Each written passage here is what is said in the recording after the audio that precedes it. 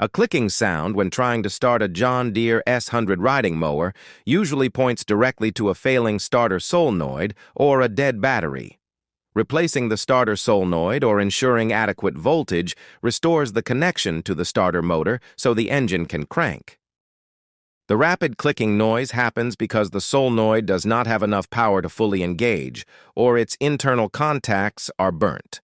The solenoid acts as a heavy-duty switch between the battery and the starter motor. When you turn the key, a small current tells the solenoid to close the high-current circuit. If it clicks just once and stops, the internal contacts are often the problem. Before swapping the solenoid, grab a multimeter and test the battery voltage.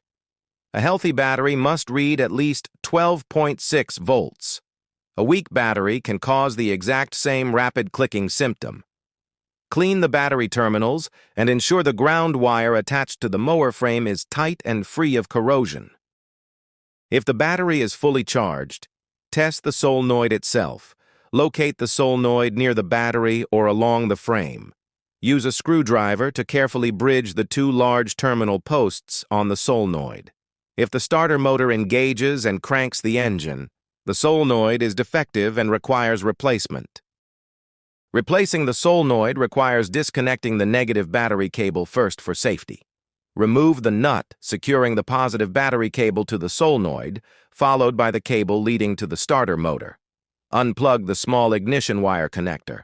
Unbolt the old unit, mount the new solenoid, and reattach the wires in the same configuration.